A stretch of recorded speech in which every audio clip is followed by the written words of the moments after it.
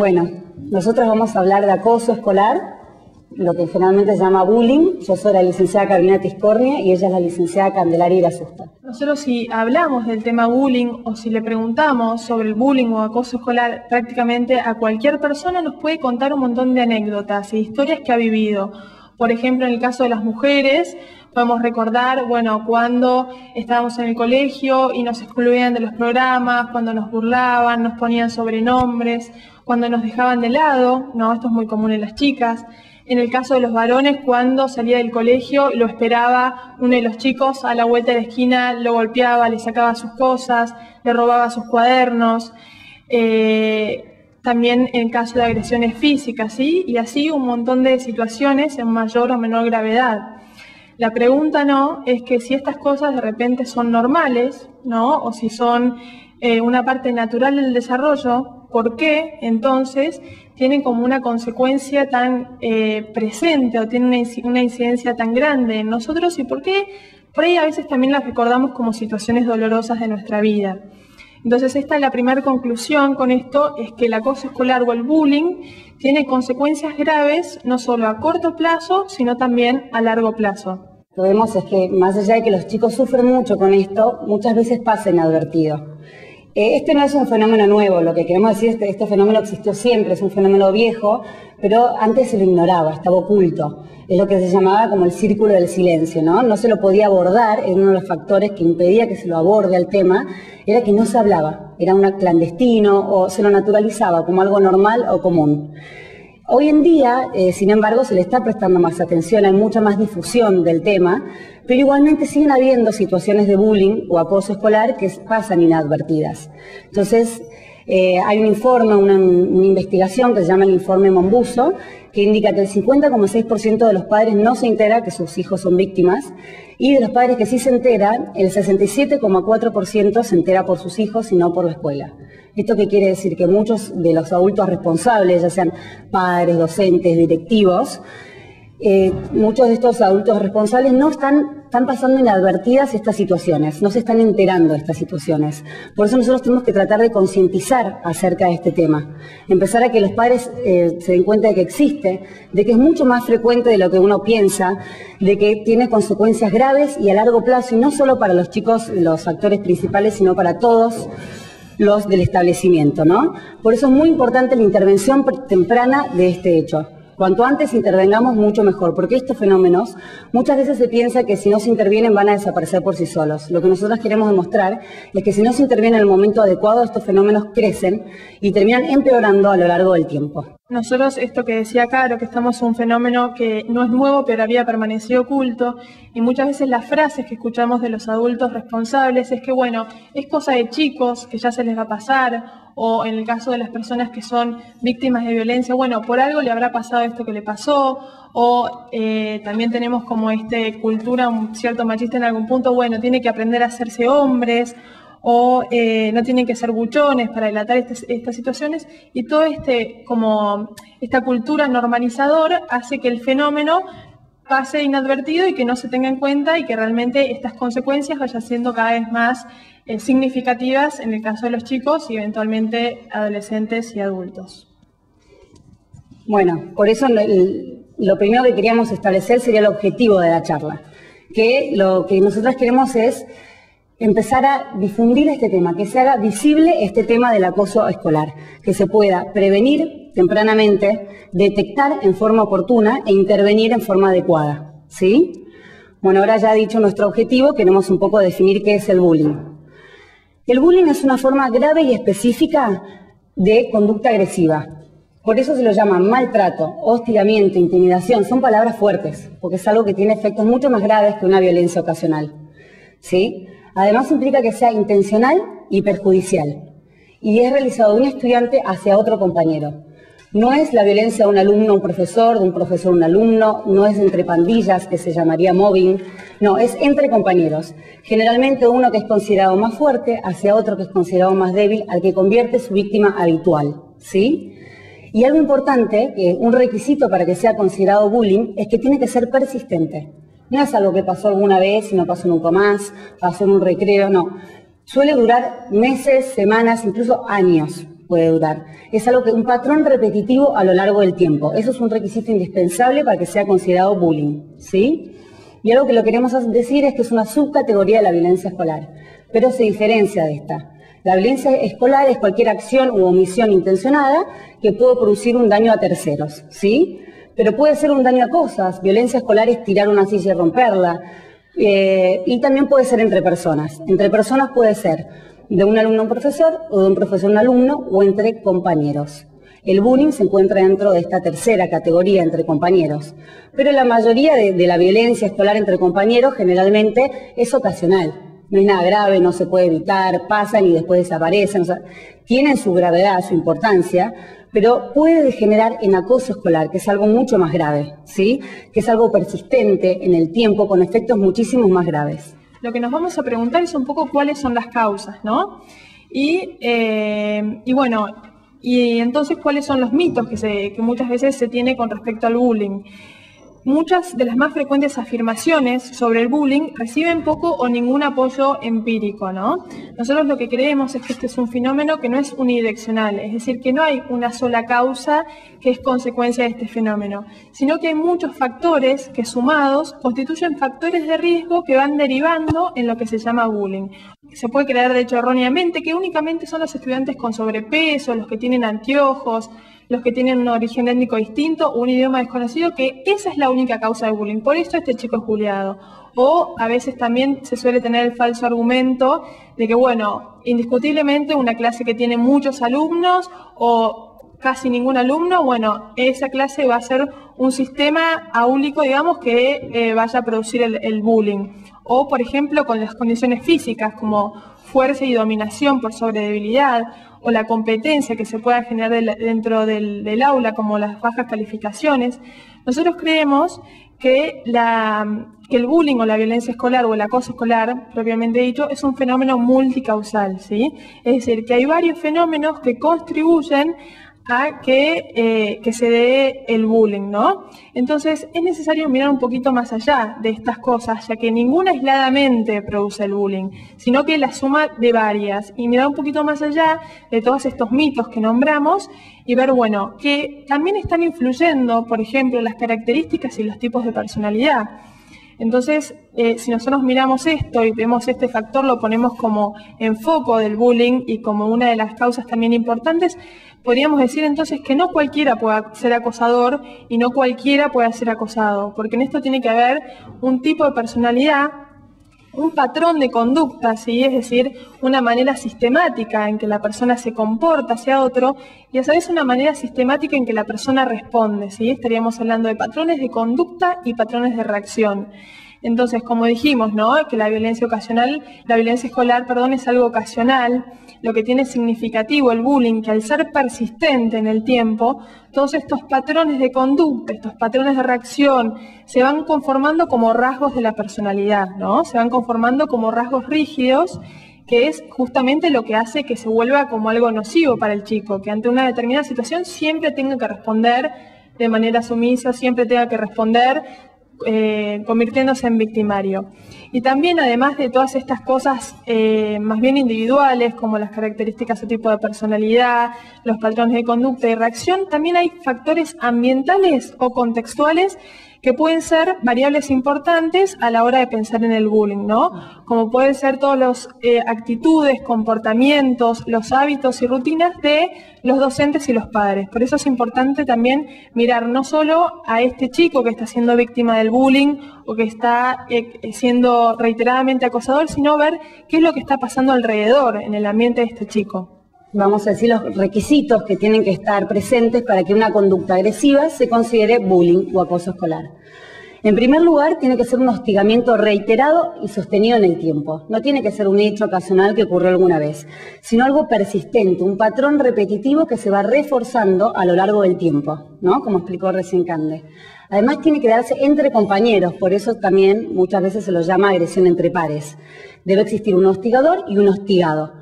Y no es entre grupos o entre pandillas, que es lo que se llamaría mobbing, ¿no?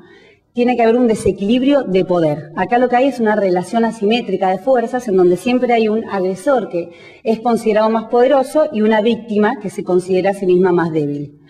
A la vez tiene que ser intimidatorio. Esto es un requisito, algo subjetivo, que no se puede ver objetivamente, pero un requisito del bullying es que la víctima se tiene que sentir amedrentada, atemorizada, tiene que tener temor, miedo a que lo ocurra.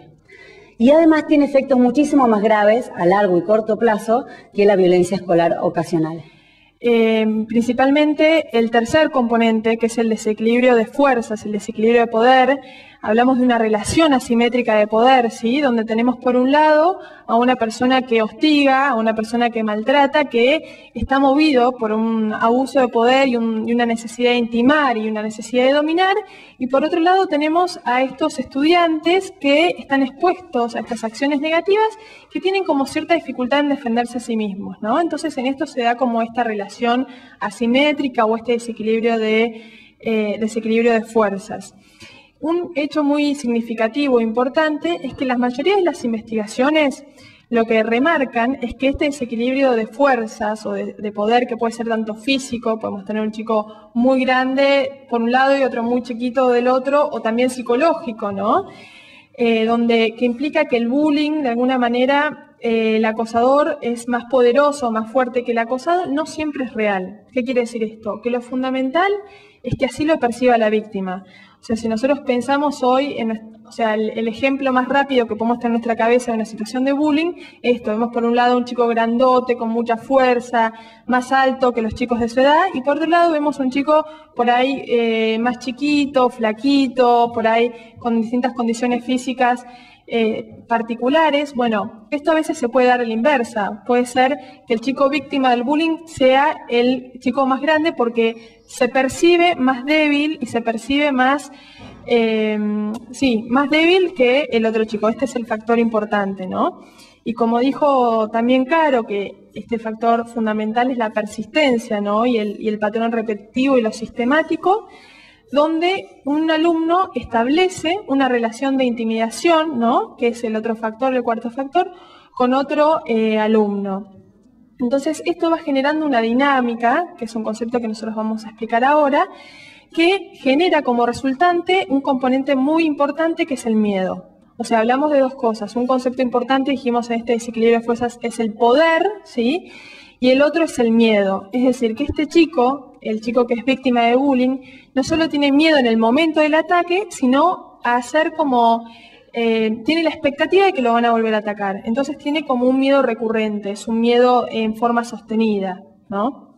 Existen distintos tipos de bullying que se puede tener en cuenta. El más visible es el físico.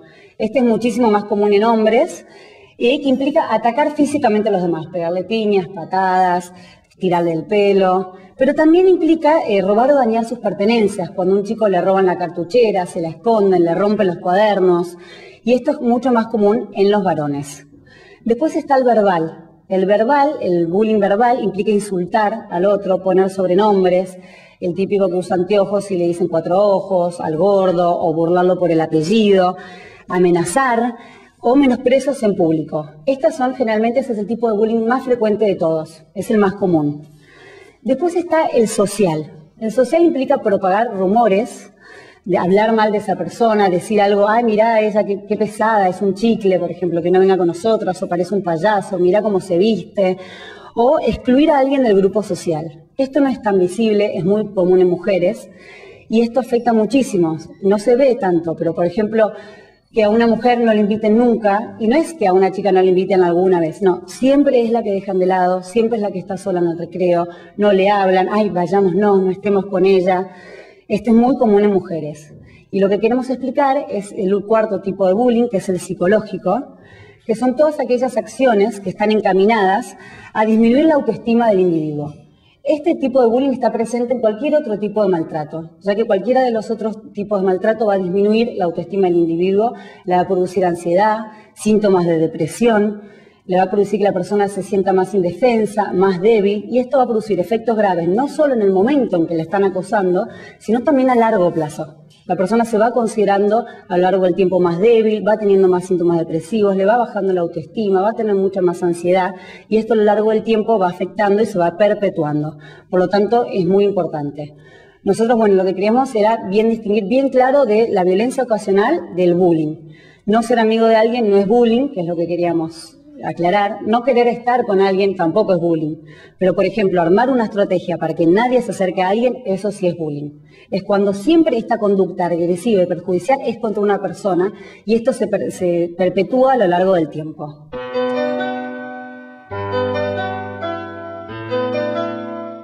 Generalmente uno cuando se imagina el bullying, ¿qué se imagina? En el imaginario popular uno tiene el hostigador y la víctima nada más. Se pelearon en el colegio, van a hablar a dirección, los hacen hablar entre sí, bueno, vos pedirle perdón, ya está. Nosotras lo que queremos es ampliar un poco la mirada y ver que en esta dinámica del bullying hay muchos participantes, muchos personajes que intervienen y sobre los cuales, muchos dominios sobre los cuales se puede intervenir para prevenir este hecho. Obviamente los que ocupan un rol principal van a ser el hostigador y la víctima, ¿no? Todos estos participantes participan dentro de un círculo del bullying, que es una dinámica que se va perpetuando y reforzando a lo largo del tiempo.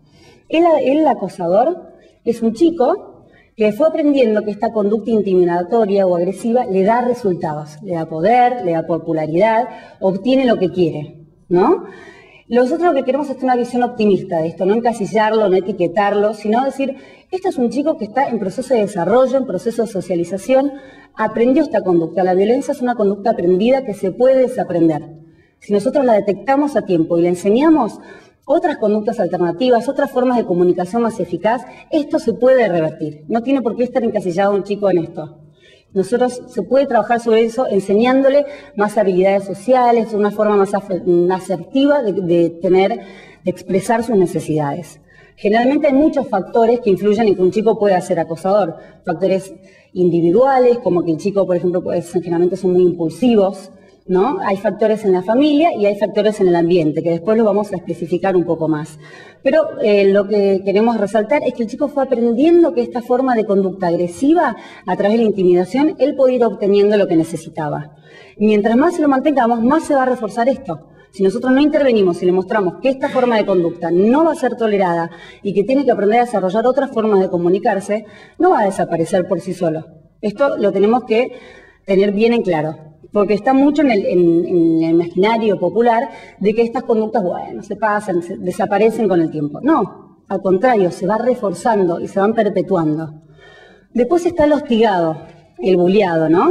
Que nosotros lo que queremos aclarar acá es que si no, él no puede defenderse, va a seguir siendo una víctima, o hasta que otro tome su lugar, o hasta que un adulto pueda intervenir.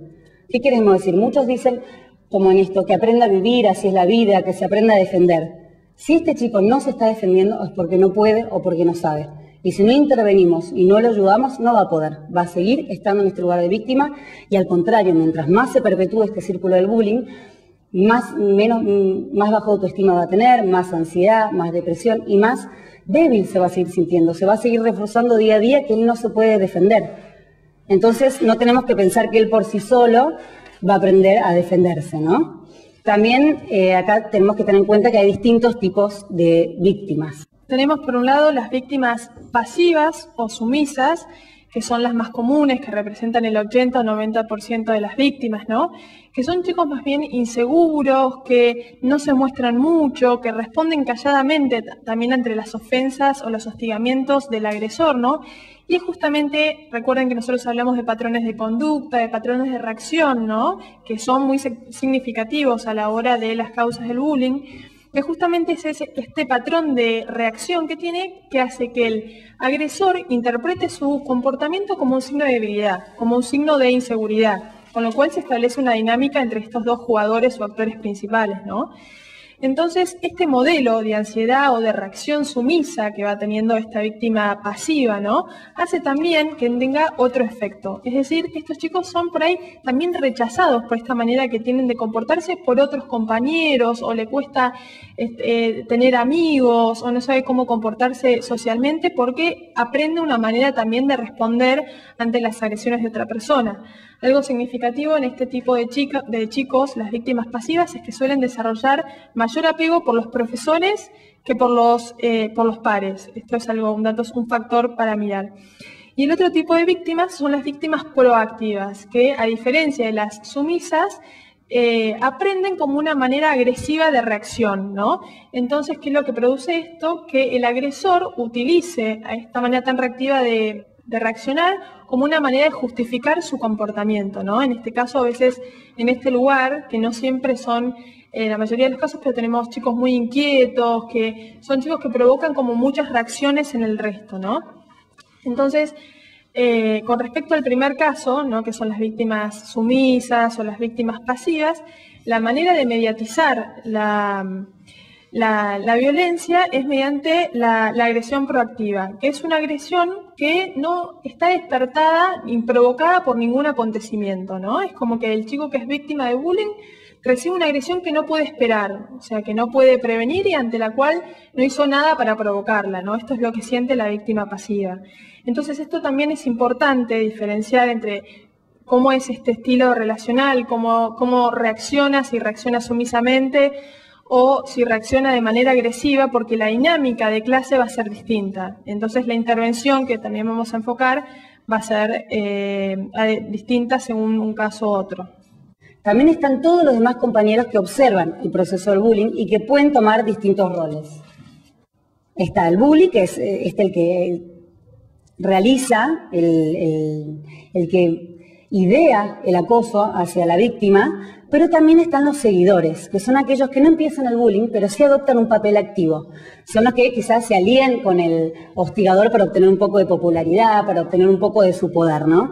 Y que el hostigador como que les permite hacer cosas que ellos por sí mismos no se animarían. Después está el seguidor, el bully pasivo, que es que apoya el bullying, pero no adopta un papel activo. Solamente lo apoya, va, sigue, dice que bueno, le da popularidad, sirve de público para el hostigador. Después está el seguidor pasivo, que es posiblemente el bully, que le gusta el bullying pero no lo muestra abiertamente. Todos ellos tienen riesgo de más tarde convertirse ellos en hostigadores. También está el testigo no implicado, que es el que observa lo que ocurre pero considera que no es asunto suyo, no adopta ninguna postura. Nosotros lo que tenemos que tratar de hacerle entender a este tipo de espectadores es que ellos de esta forma, no dando ninguna respuesta, están avalando la actitud del hostigador y están reforzando que se mantenga esta conducta de bullying. El no hacer nada también refuerza y mantiene este círculo del bullying. También está el defensor posible, que le disgusta la situación y cree que debería ayudar, pero no lo hace. Y el defensor de la víctima, que le disgusta la situación y ayuda o trata de hacerlo. ¿Qué pasa con esto? ¿Por qué el defensor posible no ayuda? Porque los que ayudan a la víctima son los que tienen mayor riesgo de después convertirse ellos mismos en víctimas. ¿Qué es lo importante de los espectadores? No cualquiera es acosador ni cualquiera es víctima, pero sí cualquiera es espectador. Es sobre ellos, que no son los personajes principales, podemos intervenir para tratar de prevenir que se siga fomentando este círculo del bullying. Tienen que entender que ellos también son partícipes, que ellos también pueden ayudar a que se agrande este problema. ¿Sí? Su papel resulta esencial a la hora de convertir la escuela en un entorno libre de acoso. Es importante que sobre ellos es donde vamos a poner el foco en la intervención, porque sin público no hay espectáculo. Si el hostigador no tiene público, ve que no le da popularidad, nadie le acepta su conducta acosadora, va a ir disminuyendo su conducta. Con respecto a los factores de riesgo, en los agresores tenemos la alexitimia, que es la dificultad de identificar sus emociones, sus sentimientos. Tenemos deficiencias en habilidades sociales, como dijimos, la violencia resulta como una manera de resolver un conflicto de alguna manera desadaptativa, ¿no? Ante esta falta de recursos, tenemos falta de empatía, impulsividad, temperamento agresivo, una modalidad relacional también agresiva, una necesidad de dominio de poder, familias disfuncionales, pobre autoestima y externalizantes. La palabra externalizantes tiene que ver con que su manera de resolver o su manera de mostrar o de manifestar se transmite en la conducta, si uno como que lo ve afuera lo que le pasa, ¿no? En el caso de los agredidos, los factores de riesgo es que son tímidos e inseguros, poco asertivos, es decir, que acceden rápidamente a las demandas de los otros para evitar problemas, esto que dijimos que responden calladamente ante las ofensas, tienen gran necesidad de ser aceptados por los demás, pueden ser solitarios y tener pocos amigos, introvertidos, evitadores del conflicto, ya que ellos aprendieron que no responder es de alguna manera solucionar. Tienen una pobre autoestima y sus síntomas de alguna manera son internalizantes, es decir, que uno no los ve manifestados en la conducta, sino que tienen que ver más bien con una manera de sentirse, se sienten como con un estado de ánimo más bien depresivo o ansiosos, que afectan más bien a algo interno.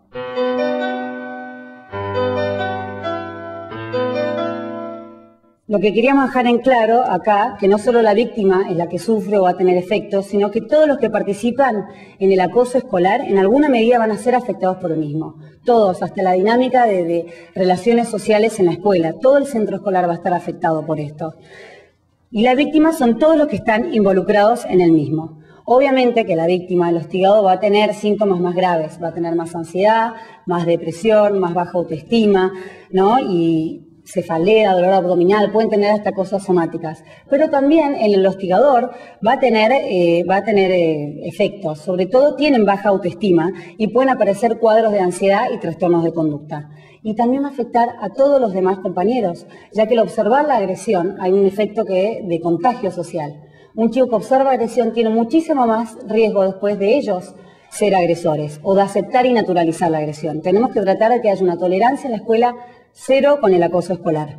Puede haber tolerancia a la violencia escolar no se puede evitar, pero sí con el bullying tiene que haber una tolerancia cero. ¿Y por qué nosotros hacemos el foco en la prevención en el ámbito escolar? Primero por la universalidad de la escolaridad. O sea, casi todos los chicos tienen una obligación, por lo menos en primaria, de ir a la escuela. La mayoría de los chicos van. Y además por el tiempo que pasan en la escuela. Por lo tanto, la escuela se convierte en un escenario donde surgen los principales conflictos, los principales intereses, y además los chicos, al estar en edad de desarrollo, en edad de aprendizaje, socialización, se permite que intervengamos y prevengamos preventivamente, antes de que estén instalados los conflictos, antes de que se instalen trastornos o de que estos patrones se logren instalar. Por eso intervenir en la escuela es uno donde tenemos que poner el foco para la prevención. Bueno, como dijo Caro, la escuela, por su innegable oportunidad para la interacción social, constituye como un medio extraordinario para formar sujetos, para formar personas en lo personal y también en lo que tiene que ver con lo social, ¿no? Y que la escuela tiene un lugar destacado también en fomentar todo lo que tiene que ver con conductas prosociales, con habilidades sociales, ¿no? Porque, como dijo, casi todos los chicos están escolarizados, pasan allí la mayor parte del tiempo y entonces cualquier intervención que nosotros hagamos va a afectar como a toda la población y no solamente un grupo. Por eso es una oportunidad muy grande que no tenemos que dejar pasar, ¿no? Entonces, la clave, por un lado, es generar condiciones institucionales donde el acoso, el hostigamiento y el maltrato sean mal vistos, ¿sí? De alguna manera como invertir los valores que están sosteniendo el hostigamiento y el bullying y que se vaya debilitando esta tendencia de los chicos de participar de este tipo de situaciones, ¿no? Porque en la escuela empieza a haber como un determinado concepto donde acosar es negativo y no está permitido, ¿no? Entonces, como dijimos, que estas condiciones institucionales que se tienen que empezar a crear y fomentar vayan construyendo de a poco la idea donde acosar no es negocio. El bullying no me conviene, ¿sí? No solo por las consecuencias normativas que esto tiene, es decir, un chico que bulea a otro va a tener una determinada sanción, va a sufrir una determinada consecuencia, sino que esto va a tener consecuencias sociales para esta persona, ¿no? Entonces, para ello no solo es importante que nosotros nos opongamos a este fenómeno que es negativo y que tengamos claro que esto tiene consecuencias graves, sino que también propongamos actitudes alternativas, ¿sí?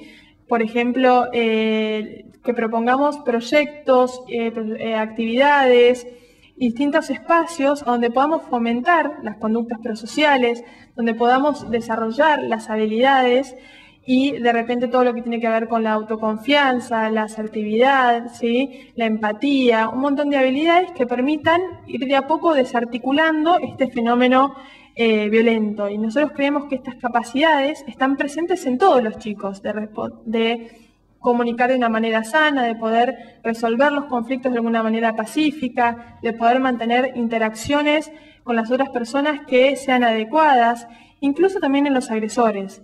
pero lo que pasa es que lo canalizan de una manera inadecuada. Entonces, nosotros tenemos que invitar a todos estos chicos que transformen este liderazgo, que de alguna manera no solo hace mal a otros, sino también a sí mismos, que transforme este liderazgo en un liderazgo sano, ¿no? Y de esta manera también es como que le estamos dando un lugar a que se sientan importantes, que es lo que necesitan, pero cambiando su argumento. Ahora vamos a hablar de la importancia de la detección en la escuela, de detectar los casos de acoso que pueden haber, antes de que se perpetúen, antes de que se hagan persistentes. ¿Por qué es importante la detección? Quería hablar antes de ver cuáles son los signos de detección. Primero, es muy importante una detección precoz, para determinar si de lo que estamos hablando es un problema real o imaginario, para evitar que estos casos de violencia se agudicen y se perpetúen en el tiempo. Además, para brindarle una atención adecuada y acertada tanto a las víctimas, a los agresores, como a los espectadores. Poder intervenir también con ellos, dándoles importancia a los espectadores en que no es un buchón si va a denunciar una situación de bullying, que ellos también son parte de mejorar el ambiente escolar, y convertir a los protagonistas involucrados en el conflicto en parte de la solución del mismo. Esto que recién dijo Cande, de poder detectar a tiempo, antes de que se instalen estas conductas, antes de que se hagan persistentes, permite que los chicos puedan tener conductas alternativas. No solo alcanza con prohibir el bullying, con prohibir el acoso escolar y que se cumplan las normas disciplinarias, sino que hay que ofrecer a los chicos alternativas, ¿no? Unos comportamientos, una forma más asertiva de lograr lo que quieren, convirtiéndolos a todos en parte de la solución. Una detección a tiempo nos puede ayudar a prevenir importantes consecuencias, no solo para los chicos, sino para todos los demás compañeros, e intervenir en el momento adecuado para evitar que las situaciones de violencia escolar después se conviertan en situaciones de acoso, se degeneren en acoso escolar. Bueno, algunos signos que nos podrían hacer sospechar de que un niño está siendo hostigado. Esto es importante psicoeducar a los padres y en el colegio para que no naturalicen el hecho, para que empiecen a estar atentos y lo puedan detectar a tiempo. ¿Qué se le puede decir a los padres, por ejemplo? Si un chico no quiere asistir a clase, ya empezar a prestar atención. ¿Por qué no quiere asistir? Hablar con él, preguntarle. Hay un síndrome que es el síndrome del domingo a la tarde. Y los chicos el domingo a la tarde, antes de ir al colegio, empiezan a tener síntomas físicos, les duele la panza, dicen no quiero ir al colegio, me duele la cabeza. ¿Por qué le está pasando esto? ¿Por qué no quiere ir al colegio? O si ven que el chico tiene golpes o moretones injustificados, si lo ven más irritable o nervioso de lo común, o tuvo un cambio de carácter de repente, si lo ven más triste o con insomnio, si no tiene más ganas de ver a sus amigos, si de repente él hacía actividades sociales y deja de hacer estas actividades sociales con sus amigos.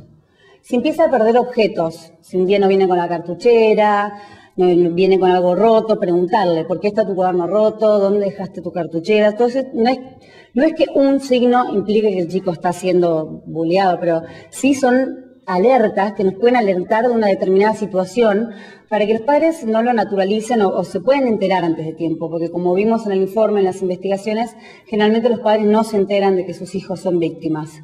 Bueno, en el colegio, si se ausenta frecuentemente, hay una falta de integración con pares, un descenso del rendimiento académico o no entrega la tarea cuando lo hizo porque quizás se lo robaron. Son algunos signos, entre otros, que puede haber. La siguiente pregunta es cómo intervenir en la escuela cuando se detecta bullying, ¿no? Fundamentalmente, las intervenciones no van a ser iguales en todos los casos, ¿no? Hay que ver, bueno, qué es lo que pasó en particular, ver quién es el chico implicado, cuál es la situación que se desarrolló, ¿no? Y algo importante, lo que tenemos que tener en cuenta es que hay que tomar medidas urgentes, ¿sí? Que si se detectan conductas de acoso hay que detenerlas en el momento que se producen, porque después de que ocurra el fenómeno, si no hacemos nada, esto de vuelta es como que lo estamos naturalizando, como estamos subestimando lo que pasó y las consecuencias en el chico ya se produjeron. Vamos a dar ciertas claves para la prevención. Obviamente que cada caso es particular, pero claves para tener en cuenta para prevenir el bullying en el colegio. Por un lado, identificar las conductas de hostigamiento en la escuela. Es importante la psicoeducación, esto de concientizar sobre el problema, que no se naturalicen, que no diga que es cosa de chicos. Para esto hay que formar a todo el personal de la escuela para que sepan qué es el bullying y para que lo puedan ir detectando. Por otro lado, es importante que haya un reglamento de convivencia entre los alumnos y que se refuerce mucho, que se refuerce en la clase, en los recreos, que se valore, que se cumpla este código de convivencia, de aceptar al otro, de la empatía, de ponerse en el lugar al otro, de que no haya discriminación, que ciertas conductas no sean aceptables. Por otro lado, fomentar la ayuda entre pares. Además, diseñar métodos de resolución de conflictos entre pares. O sea, enseñarle, cuando hay un determinado conflicto, enseñarles a todos este método de resolución de conflictos, que implica, bueno, este es el conflicto que hay. Tener en cuenta las distintas alternativas de solución, cuáles son las consecuencias positivas y negativas de cada uno, enseñarles a enfrentar los conflictos, que no sean ni por la agresión ni por dejar que pasen, ¿no? Como hace la víctima, por dejar pasarlo. Además, corregir al alumno ante cualquier conducta de exclusión de un par. Nunca dejar pasar que discriminen o que excluyan un par. Esto no se debe poder tolerar.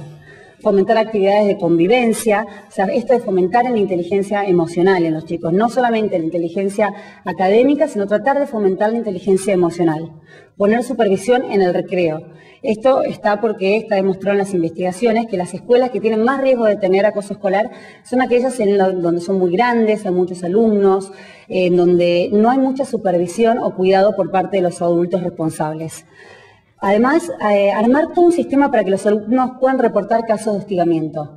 Esto de que se denuncie las situaciones de bullying. Es muy importante romper con este círculo de silencio, que se pueda hablar del hecho y que no se sientan buchones por estar reportando este caso. Y armar reuniones entre padres y profesores de psicoeducación del tema, donde se puedan hablar y puedan expresar sus preocupaciones. Bueno, ahora algunas pautas para hacer y algunas otras pautas para no hacer. Para hacer tenemos, en primer lugar, como dijo Caro, detener la agresión, ¿sí? Esto es algo urgente que tenemos que parar en el momento que ocurre. También en el momento que ocurre podemos elaborar con el hostigador un compromiso por escrito de no agresión, enseñar técnicas de afrontamiento al hostigado para que pueda afrontar futuras situaciones conflictivas, mejorar sus habilidades sociales, mejorar sus habilidades comunicativas.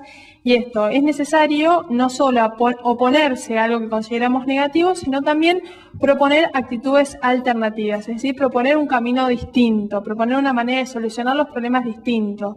Reforzar todas las conductas prosociales, las habilidades sociales, la asertividad, la autoafirmación, los canales de comunicación sanos, ¿sí? Y la capacidad de resolución de conflictos. Por eso es muy importante el entrenamiento en resolución de conflictos. Y no hacer, por ejemplo, es uno impulsivamente ir a hablar con los padres del agresor, personal o telefónicamente, ir a protestar agresivamente en el colegio. Sabemos que si nosotros respondemos agresivamente a la agresión, estamos manteniendo el círculo por el cual un chico hostiga y otro chico es hostigado.